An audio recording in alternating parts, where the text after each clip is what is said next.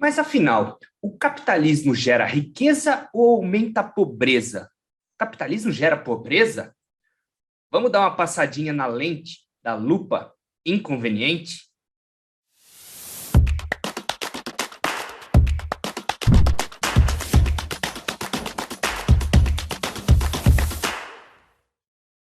Primeiramente, eu acho que é importante fazer as definições. Quando eu falo de capitalismo, eu estou falando de capitalismo de livre mercado. Não é um capitalismo de Estado, aquele que um político se acerta com um grande empresário, traz algumas vantagens, fecha o mercado. Não é isso que eu estou falando. O que eu estou falando é capitalismo de livre mercado, que tem as suas origens lá nos primórdios, ainda no comércio. Como já dizia Hayek, o ser humano, antes mesmo de existir o Estado, há dezenas de milhares de anos, povoou toda a terra e já fazia o comércio. Então, o comércio ele foi facilitador antes mesmo da invenção de um Estado. Por isso que o capitalismo que eu estou dizendo aqui é a evolução desse livre mercado que foi passando ali, né? Idade Média, tem bastante literatura, procurar rapidamente aí no Google sobre as cidades-estados italianas, Veneza, Gênova na Idade Média, e tudo isso que permitiu que o homem saísse, né? É difícil generalizar tudo, mas vamos pegar o mundo ocidental que está aqui mais pertinho da gente, né? Permitindo que os ocidentais, os europeus ali no século XIII, XIV, eles conseguissem se sair da servidão da Idade Média, onde não existia propriedade privada, para então se formar nos burgos. E aí que veio todo aquele conceito pejorativo de burguesia. Os burgos, na verdade, são somente os antigos servos lá saíram dos senhores feudais, mais de 500 anos na Europa, e começaram a se acumular nas cidades como comerciantes, artesãos.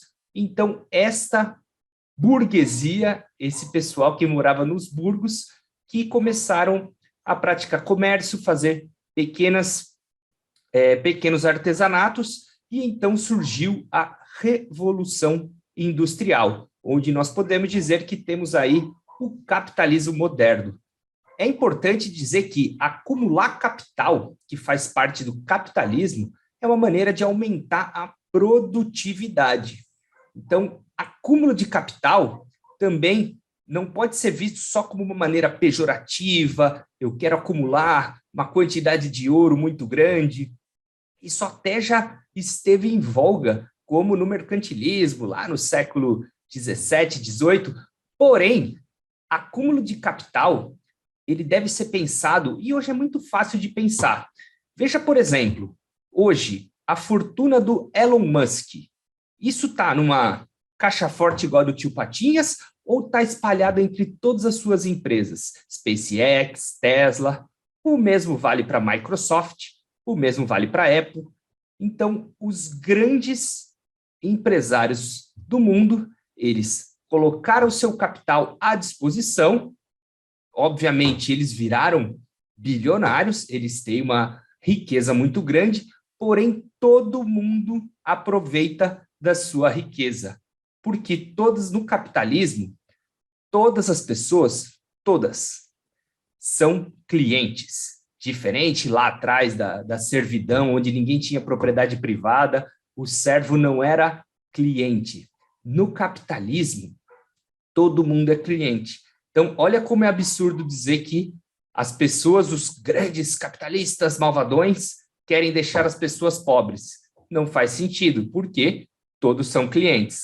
Quanto mais dinheiro, quanto mais riqueza as pessoas tiverem, mais elas irão comprar de produtos. A economia não é um jogo de soma zero. E agora eu vou mostrar uns dados aqui para mostrar, caso você ainda não tenha acreditado em mim. A condição normal do ser humano é a pobreza. Nós podemos constatar isso facilmente olhando gráficos históricos. Olha só, há apenas 200 anos, A grande maioria da população era pobre. Olha só, 90% vivia em extrema pobreza. Então, a fome, a pobreza é a condição natural do ser humano. O ser humano, quando nasceu, milhares de anos, o ser humano era pobre. O que aconteceu em 1820 que despencou e continua despencando? Foi a Revolução Industrial. Foi utilizar capital, primeiro com a máquina a vapor, depois passaram aí por máquinas elétricas e agora nós estamos, né, na terceira Revolução Industrial, eletrônica, enfim, desde que começou essa Revolução Industrial na Inglaterra, no final do século XVIII, ali começo do século XIX, a pobreza no mundo despencou. Fica meio estranho dizer que capitalismo gera pobreza. Se depois da Revolução Industrial a pobreza despencou, como é que a gente explica isso? Mas espera aí.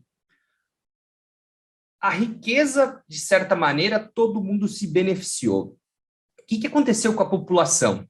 Será que a população diminuiu ou aumentou? Olha só que absurdo. A população mundial, ela se permaneceu relativamente constante, olha só, né? Aqui 10 mil antes de Cristo, a gente tinha, no ano zero, há 2 mil anos, apenas 190 milhões de habitantes no mundo todo. Né? Todos esses dados aqui eu estou pegando do Our World in Data e também do Banco Mundial, eu vou deixar todos os links aí na descrição do vídeo. E quando chegou justamente na Revolução Industrial, explodiu esse número. Olha só, para perto de 8 bilhões de pessoas. Então, a gente vê que o normal do homem era ser pobre e ter uma população relativamente pequena. Então, a Revolução Industrial permitiu não somente que a riqueza aumentasse, como a riqueza aumentava ao mesmo momento que a população aumentava. Então, assim, é até difícil da gente entender isso. Como que pode gerar tanta riqueza assim? É curioso ver que até no livro O Manifesto Comunista, lá do século XIX, do Karl Marx, ele mesmo reconhece que o capitalismo gera muita riqueza. Então, é legal ver que algumas pessoas até negam isso. O próprio Karl Marx falou. Obviamente que ele achava que era injusto e que queria dividir isso, né? Se ele vivesse hoje e olhasse esses gráficos, eu queria ver como que ele explica que diminuiu tanto, né? As pessoas ganharam, a economia cresceu muito, foram criadas muitas facilidades onde todo mundo se beneficia. É só pensar num iPhone, né? Um smartphone. Hoje praticamente todo mundo tem um smartphone, até pessoas pobres em países pobres. Você tem pequenos comerciantes, pessoal que vende algum produto na rua, até moradores de rua usando Pix. Então, realmente, a tecnologia, né, o uso do capital em produtividade gera riqueza para todos. E também é interessante notar que se nós olharmos, por exemplo, pessoas extremamente ricas, como John D. Rockefeller, que viveu, né, era o homem mais rico do mundo, mais ou menos há 100 anos, ele não tinha acesso a coisas extremamente básicas, como, por exemplo, antibióticos. Não existia a penicilina. Então, hoje, uma pessoa pobre do Brasil tem acesso a antibióticos no SUS, onde há apenas 100 anos nem o homem mais rico tinha acesso. Esse homem mais rico tinha dificuldade em viajar, não tinha, a televisão estava sendo inventada, não tinha celular, não conseguia mandar mensagem. Então, é bastante óbvio, né, olhando o passado, entender como somos uma sociedade com muito mais recursos agora, graças a essa livre iniciativa. E, por último, eu queria mostrar mais um gráfico aqui da expectativa de vida. Olha só que interessante. A expectativa de vida, ela sempre ficou entre 30 e 40 anos, historicamente, até ali perto de 1900. E, então, subiu para quase 100 anos, expectativa de vida média. Então, olha só que interessante. A partir de 1800, aproximadamente 200 anos, aumentou a riqueza no mundo, aumentou a população absurdamente, aumentou a expectativa de vida. Bom, pessoal, espero que tenham sido úteis aí algumas informações. É bom a gente ter análise crítica com tudo. Critiquem esse vídeo e o mais importante, sempre olhando para dados. Até a próxima.